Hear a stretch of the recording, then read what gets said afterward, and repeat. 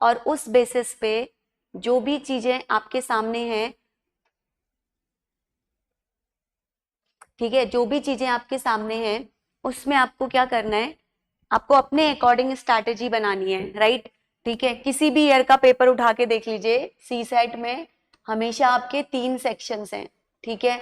तो 3 सेक्शंस में मैं अभी आपको इंपॉर्टेंट टॉपिक्स भी बता देती हूँ, these are the very important topic जो आपको करने हैं। तो अगर मैं सबसे पहले रीडिंग कॉम्प्रिहेंशन की बात करूं, तो आप सबको पता है कि इसका खुद में अपना एक बहुत बड़ा मेजर रोल है आरसी का, ठीक है। अब आरसी को कैसे करना है, इसके मैंने बहुत सारे वीडियोस में आप लोगों को बता भी रखा है कि क्या तरीके होते हैं, बट मैं एक बार अभी फिर से समझा दूंगी ताकि आप लोग इस तरीके को अपना के पेपर में एक बार ट्राई करें, ठीक है। दूसरा हमारे पास सेकेंड सेक्शन जो है, दिस इज मैथ्स का section, right. And third section जो है, दिस इज रीजनिंग। मैं एक चीज आप लोगों को बहुत क्लियरली बोलना चाहती हूँ कि जो है ना, यहाँ पे आपके लिए सी सेट क्लियर करना is all about the strategy. Please इस बात को ध्यान से आप समझो। अब इतना कम टाइम बचा है कि इस टाइम पे जो है आप चीजों को बेसिक कंसेप्ट क्लियर नहीं कर सकते, ठीक है। अगर आपको किसी टॉपिक में बहुत बेसिक्स दिक्कत है तो वो क्लियर करने का टाइम नहीं है। अभी टाइम क्या है कि आपको इंडिविजुअल को स्ट्रैटेजी बनानी है कि मेरे लिए क्या वर्क कर रहा है, क्या नहीं कर रहा है, ठीक है। अब वो कैसे बनाओगे, अब जो इंपॉर्टेंट थीम्स हैं मैं यहाँ पे आपके सामने लिख रही हूँ, उन थीम्स पे मैं एक एक करके आपको सारा समझा भी दूंगी, बट द इम्पॉर्टेंट इज कि आप डेप्थ में मत घुसना अभी, लाइक पूरा पेपर पकड़ के वो एक एक क्वेश्चन डील कर रहे हो, वो टाइम अभी नहीं है, ठीक है। आपको क्वेश्चंस को बहुत केयरफुली पढ़ना है। मैंने इतने पीवाईक्यूज में आपको बताया कि जब आप क्वेश्चन को समझोगे ना कि वो क्या आपसे पूछना चाह रहा है, तो हाफ ऑफ दी वर्क वहीं पे डन हो जाता है। बहुत सारे बच्चे ऐसे हैं जिनको सब पता होता है कि यहाँ पे क्या फॉर्मूला लगेगा, स्टिल वो नहीं कर पाते, है ना। तो आपको मेन क्या करना है, आपको क्वेश्चन की लैंग्वेज समझना है कि वो आपसे क्या बोल रहा है एंड क्या वो आपसे डिमांड कर रहा है, ठीक है। तो पहली चीज तो रीडिंग कॉम्प्रिहेंशन के बारे में अभी हम लोग देखेंगे। दूसरा, मैथ्स की मैं जितनी आपके साथ बात करूं, यहाँ पे मैंने आपको बहुत बार बताया है, लाइक नंबर सिस्टम। अब नंबर सिस्टम से अब इन टॉपिक्स पे आप लोग ज्यादा फोकस करेंगे, मैं अभी आपको बताऊंगी भी कैसे किस टॉपिक से क्वेश्चंस को डील करने हैं, राइट। सबसे पहले देखो आपका आता है नंबर सिस्टम, ठीक है। अब नंबर सिस्टम से इतना पढ़ने के बाद आपके माइंड में क्लियर होना चाहिए कि कैसे क्वेश्चंस आ रहे हैं। मुझे बताओ कैसे क्वेश्चंस आ रहे हैं। हमने इस पे डिफरेंट टाइप के क्वेश्चंस करे। एक यूपीएससी डायरेक्ट फैक्ट्स क्वेश्चन पूछ रहा है। फैक्ट क्वेश्चन का मतलब क्या है, वो आपको एक क्वेश्चन दे रहा है एंड डायरेक्टली 1 2 3 4 ऑप्शंस हैं, आपको आंसर करना है। सेकेंड, यहाँ पे वो आपको कैसे क्वेश्चन दे रहा है, स्टेटमेंट बेस्ड क्वेश्चन दे रहा है। एंड स्टेटमेंट बेस्ड क्वेश्चन में वो डायरेक्ट इंफॉर्मेशन नहीं लिख रहा है, वो इनडायरेक्टली क्वेश्चन को दे रहा है। कैसे दे रहा है, जैसे आपने बहुत सारे पीवाईक्यूज देखे हैं, P into Q is odd, right, P plus Q is even. तो आपको पूछता है कि बताओ ये नंबर क्या है। एंड उसके अलावा 4 स्टेटमेंट होते हैं जिसमें वो आपसे पूछता है कि स्टेटमेंट 1 अलोन सफिशिएंट है, 2 या बोथ या नाइदर, राइट। तो ऐसे क्वेश्चंस भी हमारे सामने देखने को मिले। ये फैक्ट वाले क्वेश्चन का मतलब क्या है, find the number of zeros या फाइंड दी रिमाइंडर, ये डायरेक्ट क्वेश्चन है, इसमें कोई कंसेप्ट या कोई हिडन चीज नहीं है, ठीक है। नंबर ऑफ जीरोस निकालने को बोला है तो आपको डायरेक्ट कंसेप्ट पता होना चाहिए कि 2 इंटू 5 का जब मल्टीप्लाई करते हैं तो हमें क्या मिलते हैं, जीरोस मिलते हैं। तो जीरोस में आपको नंबर ऑफ जीरोस काउंट करने को बोलता है।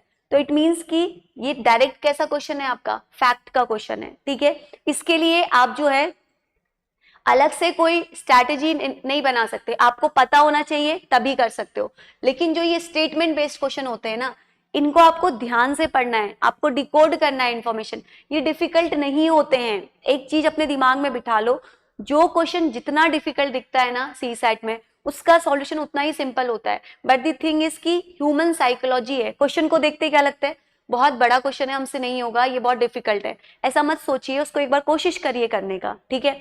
तो ये हो गया हमारा एक स्टेटमेंट बेस्ड क्वेश्चन। तीसरे क्वेश्चन कैसे पूछ रहे हैं, अब तो आपको बिल्कुल आपके टिप्स पे होने चाहिए क्वेश्चंस की, एग्जाम में ये आएगा मैं कैसे डील करूंगा, पूरा एक मेंटल प्रिपरेशन होनी चाहिए। आपने देखा होगा अब क्वेश्चन आते हैं जैसे A B C is a certain number that is given from integer, कहीं पे लिखता है कि ये इंटीजर्स हैं, कहीं पे लिखता है कि ये आपके जो है नॉन जीरो डिजिट्स हैं, कुछ भी आपको देता है। यहाँ पर भी आपको अ काइंड ऑफ पजल ही है जो आपको सॉल्व करना है ना। तो कोई ऐसा नहीं है कि फैक्ट बहुत दे रहा है और आपको दिक्कत हो रही है, आपको जितनी चीजें दी है ना आप उसी में से निकालने की कोशिश करिए। यही सब क्वेश्चन तो आ रहे हैं नंबर सिस्टम में से, और क्या आ रहा है, रिमाइंडर थ्योरम के क्वेश्चंस आ रहे हैं। अब बेसिक नंबर्स में घुमाने के लिए आपको दे देता है कि 500 के कॉइन्स हैं, इनको इस तरह से डिवाइड करिए। अब ये कोई फॉर्मूला नहीं है, वो आपका बस क्या चेक कर रहा है, आपका लॉजिकल एबिलिटी को चेक कर रहा है, ठीक है। कभी ऐसे सिचुएशन आई तो आप उस तरह से अपना दिमाग चला पा रहे हैं कि नहीं, वही है पूरा इसमें। तो प्लीज अभी जो टाइम है इन पे फोकस करो, समझो कि कैसे मुझे हर एक क्वेश्चन को डील करना है, राइट। तो इन चीजों के ऊपर बहुत अच्छे से आपको क्लियरिटी होनी जरूरी है। मुझे एक बार कमेंट में बता दो, क्या इस तरह के क्वेश्चंस को डील करने में दिक्कत हो रही है? इफ यस तो मुझे बताइए, क्या इस तरह के क्वेश्चंस को डील करने में दिक्कत हो रही है? 2024 में भी भर भर के थे ऐसे क्वेश्चंस जहां पे उसने नंबर ऑफ जीरोस पूछे हैं, स्टेटमेंट बेस्ड क्वेश्चन पूछे हैं। अगर मैं आपको अभी पीपीटी दिखाऊंगी तो आई थिंक 10 to 15 क्वेश्चंस हैं 2024 में ही। मैं पिछले किसी और ईयर की बात नहीं कर रही, मैं 24 की बात कर रही हूँ। अब जो है ना स्टेटमेंट बेस्ड क्वेश्चन ज्यादा पूछे जा रहे हैं। अगर आपको एक एनालिसिस करा होगा आपने, तो आपने देखा होगा कि स्टेटमेंट बेस्ड क्वेश्चन के ऊपर यूपीएससी काफी फोकस कर रहा है। तो मुझे एक बार कमेंट में प्लीज बता दो कि इनमें कोई प्रॉब्लम है आपको, उस अकॉर्डिंग मैं आपको आगे समझाऊंगी। इन टॉपिक्स में कोई दिक्कत है? इस तरह के क्वेश्चंस को डील कर ले रहे हो, ये बताओ मुझे।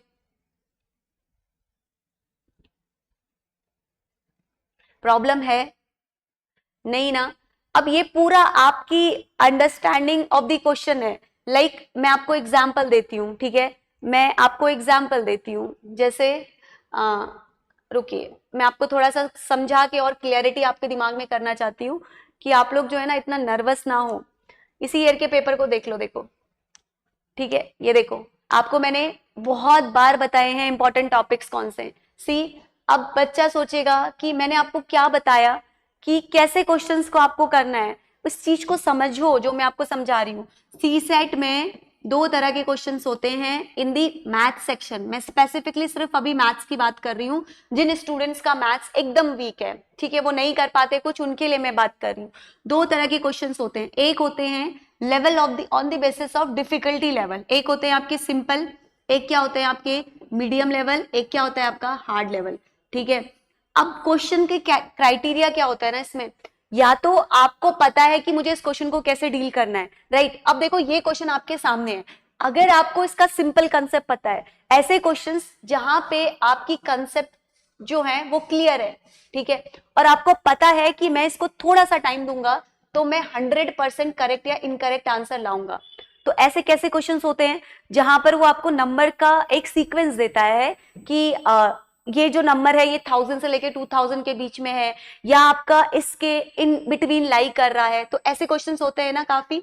तो वहां पे जहां पे 100% करेक्ट होने की प्रोबेबिलिटी है ना, ऐसे क्वेश्चंस को डील करना है। जहां पे आपको लग रहा है कि नहीं मैं इस क्वेश्चन में जो है 50-50 में फंस जाऊंगा, उनको भी आपको ट्राई करना है, ठीक है। अब इसके बाद इसमें क्या करना है, अब देखो ये क्वेश्चन है, अगर आपको सिर्फ इतना पता है, प्लीज मेरी बातों को ध्यान से समझो और अपने अंदर से इस डर को निकालो कि पेपर बहुत डिफिकल्ट है। आप अपनी स्ट्रैटेजी को वैसा बनाओ, समझ रहे हो। ये एक एग्जाम्पल क्वेश्चन मैंने आपके सामने दिखाया है, कोई पीछे ईयर में नहीं गई हूं, 24 का ही है, राइट। अब देखो इसने क्या किया है इस क्वेश्चन में, 1 की पावर 2, मैं सॉल्व नहीं करूंगी, मैं सिर्फ बताऊंगी आपको अप्रोच, 3 की पावर 6, 4 की पावर 8 एंड शो ऑन। ये 25 की पावर कितना गया है, 50 गया है, राइट। अब आपसे क्या पूछा है, how many consecutive zeros are there at the end of the project, at the end of the integer obtain from the product, right. ये आपको प्रोडक्ट दिया है। ऐसा नहीं है कि यूपीएससी ने पहली बार नंबर ऑफ जीरो से क्वेश्चन किया है, ठीक है। मैं आपको बार बार समझाती हूँ कि थीम को समझो कि वो कहां से क्वेश्चन पूछ रहा है। उसने बहुत बार पूछे हैं ट्रेलिंग जीरो का कंसेप्ट, नंबर ऑफ जीरो से क्वेश्चन। अब नंबर ऑफ जीरोस के लिए एक बहुत सिंपल सी चीज होती है कि जब भी हम 2 और 5 को मल्टीप्लाई करते हैं तो वी विल गेट दी 10, यानी कि किसी भी वैल्यू में 0 लाने के लिए वहां पर 2 और 5 का मल्टीप्लिकेशन होना जरूरी है, यानी कि इनका पेयर होना इज इंपॉर्टेंट, राइट। सिंगल 2 मुझे कभी 0 नहीं देगा, सिंगल 5 मुझे 0 नहीं देगा। जहां पर मेरे पास 2 और 5 का पेयर होगा वही मुझे क्या देगा, 0 देगा, राइट। अब इस क्वेश्चन में देखो, अब ये डिपेंड करेगा क्वेश्चन टू क्वेश्चन कि मुझे उस क्वेश्चन में नंबर ऑफ 2 काउंट करने हैं या मुझे नंबर ऑफ 5 काउंट करने हैं, ठीक है। अब यहां पर देखो 1 की पावर 2, 2 की पावर 4, 3 की पावर 6, 4 की पावर 8 इस तरह से दिया हुआ है, तो आपको बाकी वैल्यू तो देखना ही नहीं है। इसमें सिर्फ पावर देके आपको कंफ्यूज किया है और कुछ नहीं है, ठीक है। पावर देके सिर्फ कंफ्यूज किया है।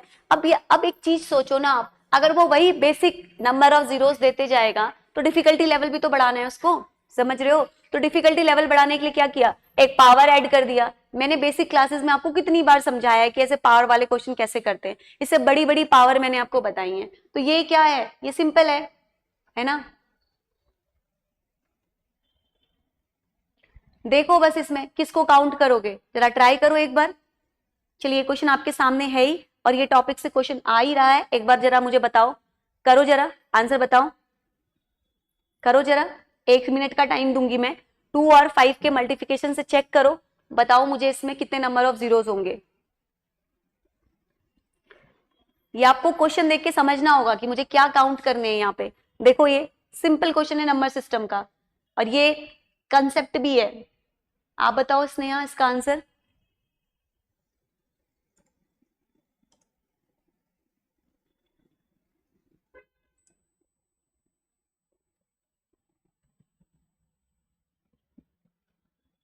बताओ कैसे करेंगे।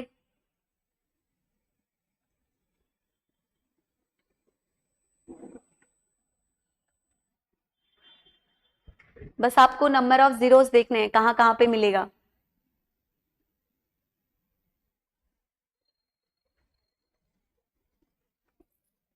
बताओ जल्दी से, अगर नहीं भी किया है तो अभी फटाफट करो। देखो कहां कहां पे जाएंगे, 1 से 5-5 का गैप लेके करो या 10-10 का गैप लेके करो। करो पहले 1-2 उसमें जाओ। किसमें जाओगे, पहला आपको कहां पर मिलेगा ये बताओ मुझे। जाना कहां से कहां तक है, पहले ये देख लो। 1 से लेके मुझे 25 तक जाना है, राइट। मुझे 1 से लेके कहां तक जाना है, 25 तक जाना है, ठीक है। तो पहले 5-5 का गैप पे देखो पहला। अब पहले तो मुझे ये बताओ कि इसमें नंबर ऑफ 2s काउंट करेंगे या नंबर ऑफ 5s काउंट करेंगे। पहली चीज तो आपको ये क्लियर होनी चाहिए, जो डोमिनेंट होता है हम उस अकॉर्डिंग चेक करते हैं कि मुझे उसमें 2 काउंट करना है या 5 करना है। अच्छा नंबर ऑफ 2s करेंगे तो पहला कहां पर मिलेगा फिर मुझे, पहला पहला कहां पर मिलेगा मुझे, पहली वैल्यू कहां पर आऊंगी मैं, अगर मुझे number of 2s he check करने हैं तो।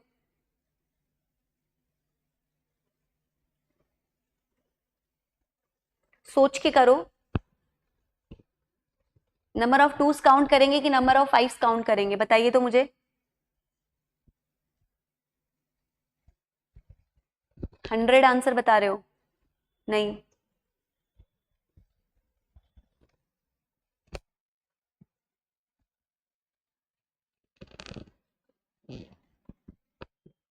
आपने नंबर ऑफ 2s काउंट करें,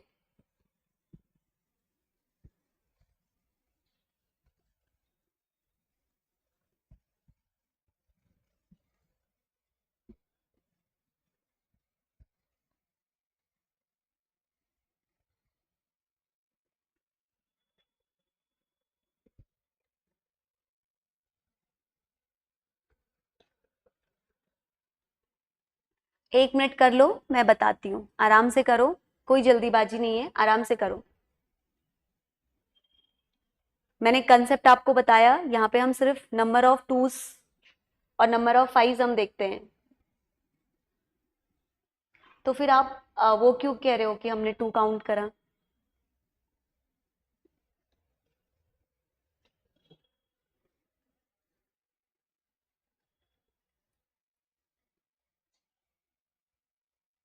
ये मैंने आपको करने को भी दिया था, आपने नहीं किया क्या।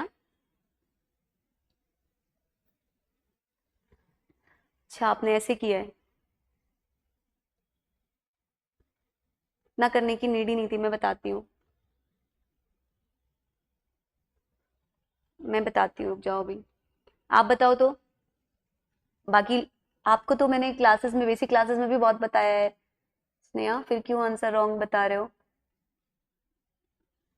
ये मैंने क्लास में भी बता रखे हैं कैसे करते हैं।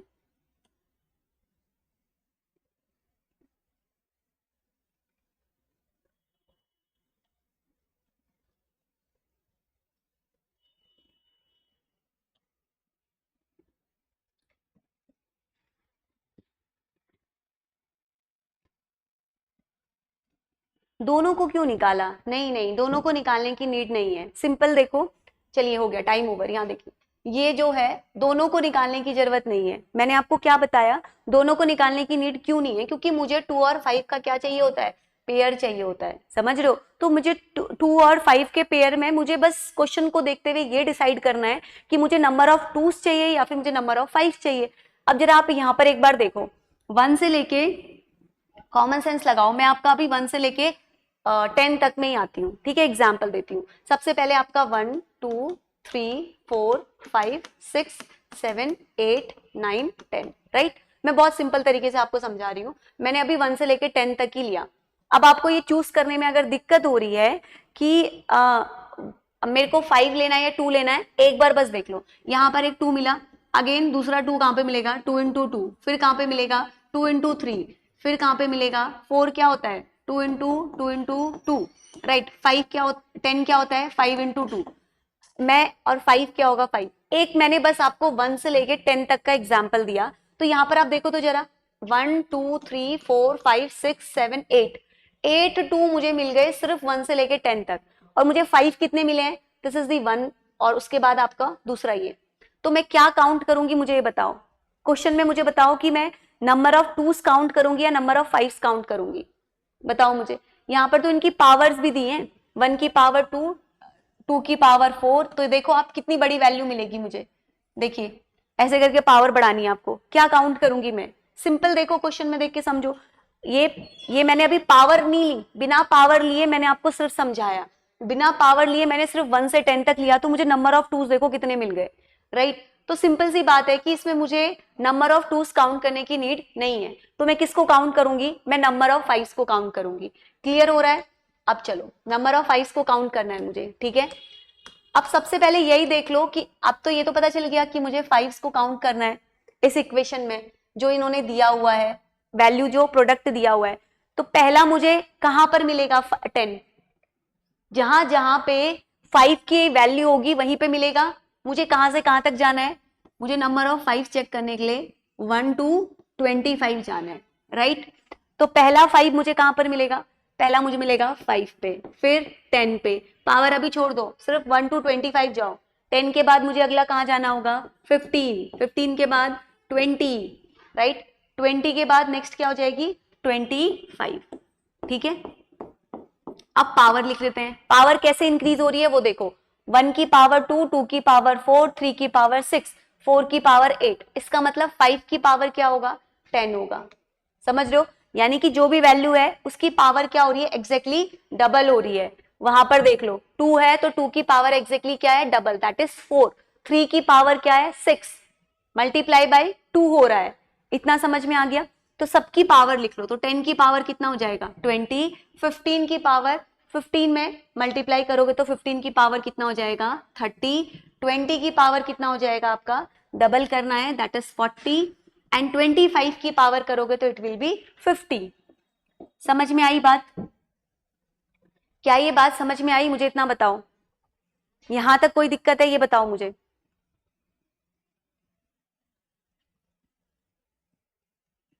यहां तक कोई दिक्कत है? ये बताओ मुझे, जल्दी बताइए। क्लियर है ना? तो 5 की पावर 10 में मुझे कितने नंबर ऑफ जीरोस मिलेंगे? 5 की पावर 10 में मुझे कितने मिलेंगे? It will be 10। 10 की पावर 20 में कितने मिलेंगे मुझे? It will be 20। 10 की पावर 20। अब ये कैसे लिख रही हूँ वो देखो। 10 का मतलब क्या है? 5 इंटू 2। दोनों की पावर में 20 है ना, तो 5 लेना है मुझे। तो 5 की पावर कितना हो गया? 20। अब ऐसे 15 में 15 की पावर 30, तो कितने मिलेंगे यहां से मुझे? 30। 20 की पावर 40, यहां से कितने मिलेंगे मुझे? 40। तो काउंट करो, 40 60 70 80 कितने हो गए यहां तक मेरे? काउंट करो कितने होंगे, बताओ मुझे। अब मुझे ये बताओ कि 25 की पावर 50 पे मुझे कितने मिलेंगे? ये बताओ मुझे। 25 की पावर 50 पे मुझे कितने मिलेंगे? ये बताइए मुझे। मनीषा बताओ आप कितने मिलेंगे? ये ऊपर तक की वैल्यू के यहां तक मुझे कितने मिल गए? 100 मिल गए, राइट? तो ऑप्शन में 100 भी है, तो खुद ही देखो आप एलिमिनेट कर सकते हो। 50 भी नहीं होगा, 55 भी नहीं होगा, 100 तो मुझे यहीं तक मिल गए। आंसर तो ऑटोमेटिकली आ गया 200। Just looking at the option हमें आंसर मिल गया कितने हैं 200। और ये आएगा कैसे, ये क्या है 25। अब देखो कैसे लिखते हैं इन फ्यूचर, आपको ध्यान रखना है 25 की पावर इज 50, तो 25 क्या है 5 इंटू 5, तो यहाँ पर मुझे 2 टाइम्स 5 मिल रहा है, तो 5 इंटू 5 यानी कि 50 और यहाँ पे भी 50, तो पावर्स क्या होंगी एट 50 प्लस 50 100, तो यहाँ पर मुझे कितने मिलेंगे 100, तो 100 प्लस 100 आंसर विल बी 200। वैसे तो ऑप्शन देखते ही आपके आंसर खुद ही आ जाता, 3 स्टेप से आगे आपको करने की नीड भी नहीं थी। समझ आया? अब आपको क्लियर हुआ मुस्कान? नेक्स्ट टाइम आप इतने सारे वैल्यूज को काउंट नहीं करेंगे। मनीषा समझ में आया? जल्दी बताओ सो दैट हम नेक्स्ट पे चलें।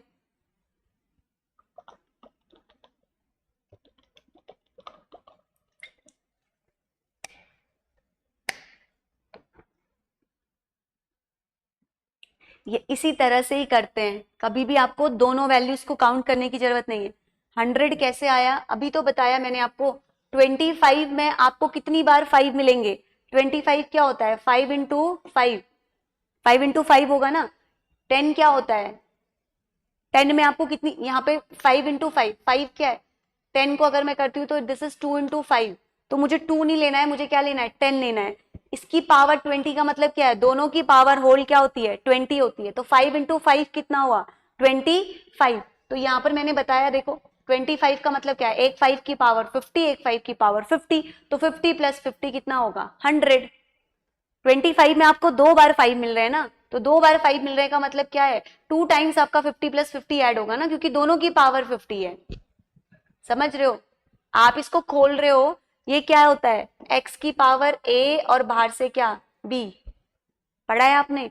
ये 25 की पावर इसको कैसे करते हैं x की पावर a इंटू एक्स की पावर b, यही तो हो रहा है जो आपने इसको खोला है। जैसे ये 25 की पावर 50 को खोला है, दिस इज x की पावर a और x की पावर क्या b, यही तो कर रहे हो। 5 इंटू 5 बेस सेम है, पावर्स क्या हो जाएंगी ऐड हो जाएंगी। समझ आया? 25 को खोलो, 25 की पावर 50 को,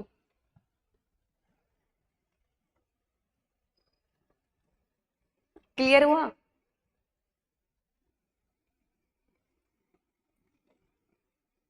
हाँ जी बोलो।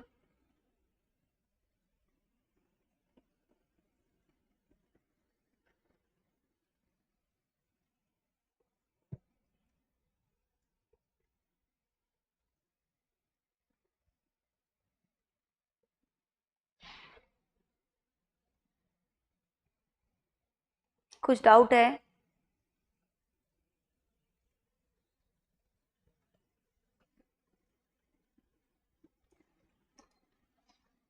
बोलिए, नहीं तो फिर आगे चलते हैं।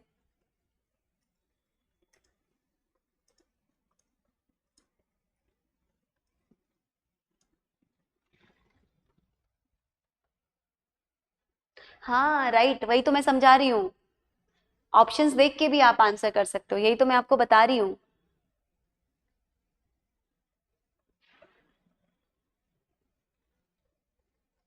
और सिंपल, एक सिंपल और तरीका बता देती हूँ, अगर किसी को ऐसे दिक्कत है ना, ये 25 की पावर 50 में ऐसे समझ लो, 25 की पावर 50, राइट। अब इसको कैसे समझ सकते हैं, अगर मुझे इसको ब्रेक करना है तो 25 एक्चुअली में क्या है ये बताओ मुझे। 25 है क्या, 5 का स्क्वायर है, यही है। 5 इंटू 5 इज 25 ना, यही है ना। और बाहर से क्या है 50 है।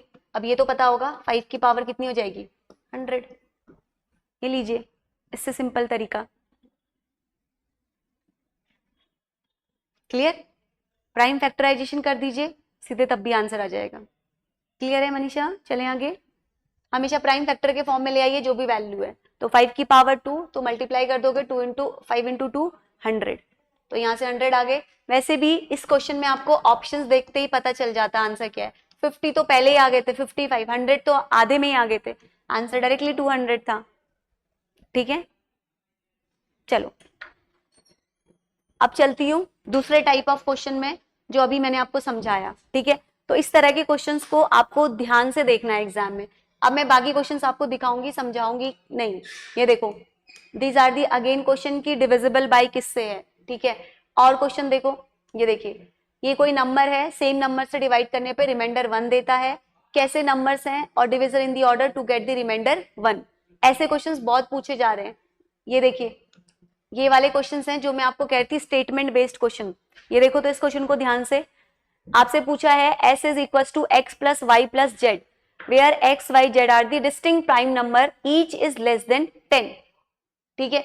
अब ये क्वेश्चन क्या है, मेरा पर्पस यहाँ पे आपको क्वेश्चन सॉल्व कराना नहीं है अभी, मेरा पर्पस ये है कि how to choose the question, कि मुझे इसमें टाइम देना है, ठीक है। अब ये क्वेश्चन देखो कैसा है, s is equal to x plus y plus z है, ठीक है।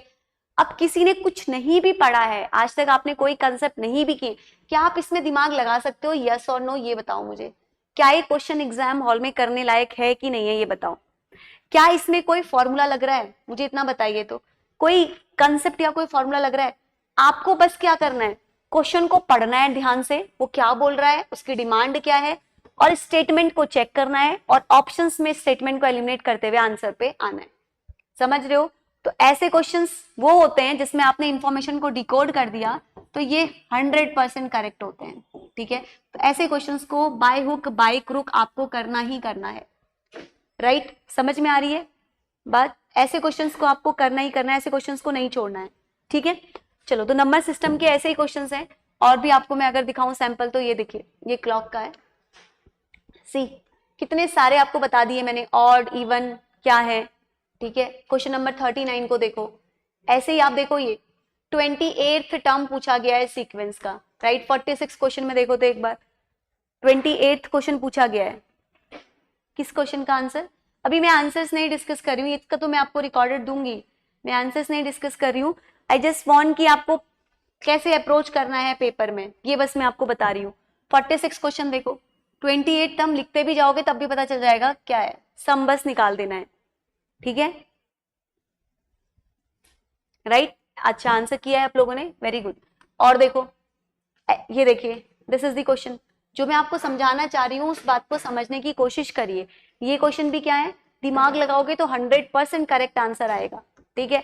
ऑप्शन से वैल्यू को पुट करके चेक कर लो, आंसर्स आ जाते हैं इसमें, ठीक है। This is the 48। ऐसे देखो, ये 80 नंबर क्वेश्चन, ऐसे बहुत सारे क्वेश्चंस हैं। तो अब मुझे पहली चीज ये बताओ कि जो मैं आपको समझा रही थी कि आप नंबर सिस्टम के इन क्वेश्चंस को कर लोगे, अब एटलीस्ट ट्राई करके अप्रोच लगा लोगे, ये बताइए मुझे, फिर मैं नेक्स्ट इंपॉर्टेंट टॉपिक पे आती हूँ।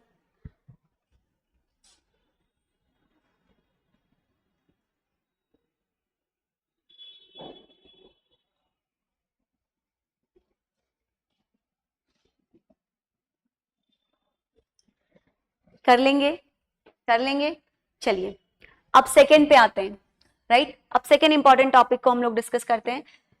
सेकेंड इंपॉर्टेंट टॉपिक क्या है, जिसमें से क्वेश्चंस आते हैं, आते ही आते हैं, लाइक परसेंटेज, ठीक है, परसेंटेज। अब परसेंटेज में इसी का ही एप्लीकेशन आपका प्रॉफिट एंड लॉस भी है, राइट। क्या है इसी का एप्लीकेशन, प्रॉफिट एंड लॉस भी है। अब परसेंटेज के क्वेश्चंस को डील करने के लिए आपको बचपन से निकालते आए हो ना परसेंटेज, है ना। नीचे किसकी वैल्यू लिखते हैं हम टोटल लिखते हैं, टोटल कितनी वैल्यू है।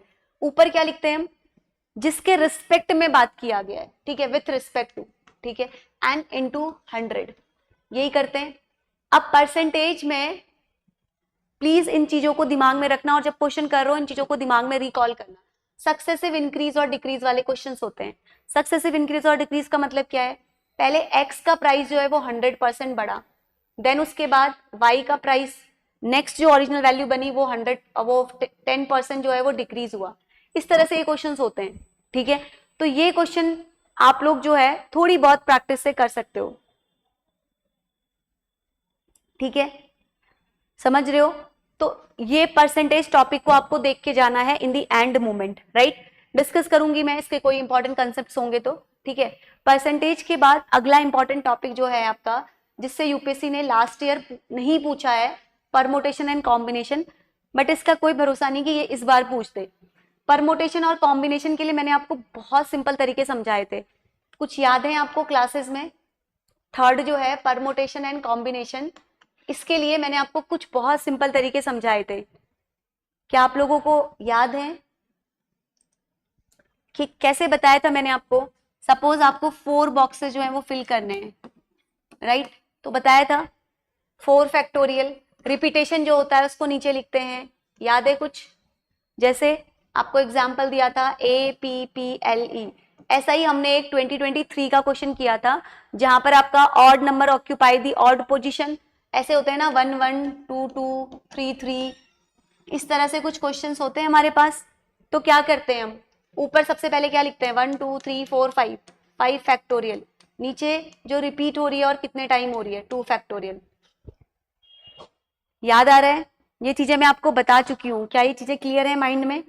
अगर नहीं किया है तो प्लीज इसको रिकॉल कर लेंगे, राइट? चलो अब नेक्स्ट इंपॉर्टेंट टॉपिक्स पे आते हैं। अगला इंपॉर्टेंट टॉपिक जो आपको करके जाना है यहाँ पे, दिस इज एवरेज। एवरेज का एक ही कंसेप्ट है और एक ही फॉर्मूला है, ठीक है? क्या होता है एवरेज का इंपॉर्टेंट एक ही कंसेप्ट, बताओ मुझे। Average is equal to sum upon में टोटल। तो कोई भी क्वेश्चन आए एवरेज का, आपको यही कंसेप्ट यहाँ पे लगाना है। कहीं पे आपको एवरेज दिया होगा, कहीं पे सम दिया होगा, कहीं पे टोटल वैल्यू दी होगी। सिंपल सी इक्वेशन बनाइए 1 और 2, और पीवाईक्यूज में प्लीज इनको ध्यान से देखिए, मैंने बहुत सारे आपको कराए भी हैं, ठीक है? तो एवरेज को आपको जो है वो ध्यान रखना है, राइट? नेक्स्ट इंपॉर्टेंट टॉपिक जो इसमें था वो था आपका एवरेज। एंड इसके बाद अगला टॉपिक आता है इंपॉर्टेंट, आप लोग बताओ मुझे, अब तो एग्जाम सर पे आपके दिमाग में एकदम क्लिक होना चाहिए। अगला इंपॉर्टेंट टॉपिक बताओ जिसको करके ही जाना है, बताओ जल्दी से, जल्दी बताइए कौन सा इंपॉर्टेंट टॉपिक है? इतने सारे पीवाईक्यूज तो आपने भी देखे हैं ना? नहीं, मैं अभी रीजनिंग की बात ही नहीं कर रही हूं, सिर्फ मैथ्स में बताओ मुझे। कुछ नहीं करा है तो कितने टॉपिक्स करके जाओगे, ये मैं आपको एंड मोमेंट पे, ये मैं बस आपसे पूछ रही हूँ। नंबर सिस्टम करके जाना है, परसेंटेज करके जाना है, परमुटेशन, कॉम्बिनेशन, एवरेज, एंड इसी का ही एप्लीकेशन आपका आ गया प्रॉफिट एंड लॉस। अगला बताओ। LCM HCF is again the part of number system, number system का ही पार्ट है। यस, एक इंपॉर्टेंट टॉपिक और है आपका टाइम एंड वर्क, ठीक है? अब मैंने आपको टाइम एंड वर्क के क्वेश्चन करने के लिए एक तरीका बताया है, याद हो अगर आप लोगों को, तो मैंने एक मेथड सिखाया है। क्या होता है टाइम एंड वर्क के लिए? Time is equal to work upon में एफिशिएंसी, राइट? अब जैसे क्वेश्चन वो पूछता है उसमें हम, सपोज उसने इंडिविजुअल के बारे में बोला, ए और बी के बारे में, ए 10 डेज में करता है, बी 20 डेज में करता है, तो सबसे पहले हम लोग क्या निकाल देते हैं, total work, this is the total work, and यहाँ पे जो हम लिखेंगे दिस इज दी एफिशिएंसी। यही कंसेप्ट लगाओ, अब उसने क्वेश्चन में जो पूछा है उससे आगे इस क्वेश्चन को उस तरह से आप लेकर जाओ, राइट? ठीक है, तो ये हो गया हमारा टाइम एंड वर्क, इतना कर लीजिए, that is more than enough for the, किसके लिए? आपका ये वाले सेक्शन के लिए, मैथ्स वाले सेक्शन के लिए, ठीक है? चलो अब आते हैं हम रीजनिंग में। इसमें अगर किसी को किसी टॉपिक में दिक्कत है, किसी को कहीं पे दिक्कत है कि मेरे से कोई टॉपिक में प्रॉब्लम हो रही है, तो मेरे से प्लीज पूछ लेना, मैं वो टॉपिक आप लोगों को बता दूंगी, राइट? हाँ बोलो।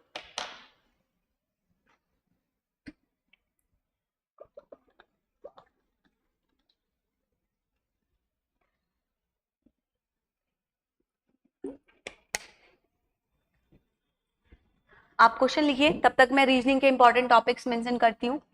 रीजनिंग के पता है आप लोगों को?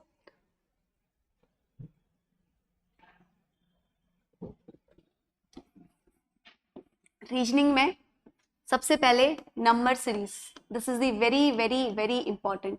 नंबर सीरीज में न्यूमेरिकल सीरीज आती है और अर्थमेटिकल सीरीज आती है, एवरी ईयर क्वेश्चन है, एक सिंगल ईयर ऐसा नहीं है जिसमें क्वेश्चन नहीं पूछा गया है, राइट? और अगर ये क्वेश्चन नहीं कर रहे हो तो आउट ऑफ रेस हो, दिमाग में बिल्कुल क्लियर कर लेना। अगला थिंग जिससे हर साल क्वेश्चन आ रहा है, दिस इज कोडिंग डिकोडिंग। किसी को किसी भी टॉपिक में प्रॉब्लम है तो प्लीज कमेंट में बताएंगे। उसके बाद नेक्स्ट है आपका direction. Next important topic is, अगर मैथ सेक्शन वीक है तो प्लीज रीजनिंग के सारे टॉपिक्स को अच्छे से करेंगे। Blood relation, this is again very important, ठीक है? उसके बाद अगला है आपका सैलोगिज्म, ठीक है? Next one is the clock and last one is the calendar. These are the important topics जो आपको करने हैं।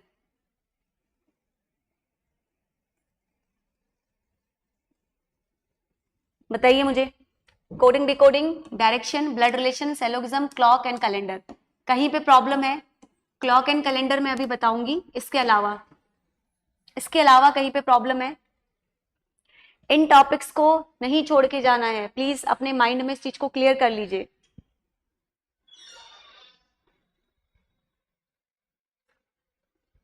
ठीक है, तो अभी जो ये टाइम आपके पास बचा हुआ है ना, इस टाइम में आपको इन कंसेप्ट्स पे कमांड करनी है। ठीक है, इन टॉपिक्स को आपको अच्छे से करना है एंड प्रैक्टिस करना है। एंड मैं जो है ना आप लोगों को इन टॉपिक्स के कुछ बेसिक कंसेप्ट्स के साथ कुछ इंपॉर्टेंट चीजें बता दूंगी ताकि एंड मोमेंट पे आपके माइंड पे रहे। ठीक है, एटलीस्ट रीजनिंग के सारे टॉपिक्स मैं आपको बता दूंगी ताकि आपके दिमाग में एंड मोमेंट पे चीजें जो होती है ना वो हमारे माइंड में काफी रहती हैं। ठीक है, तो अब मुझे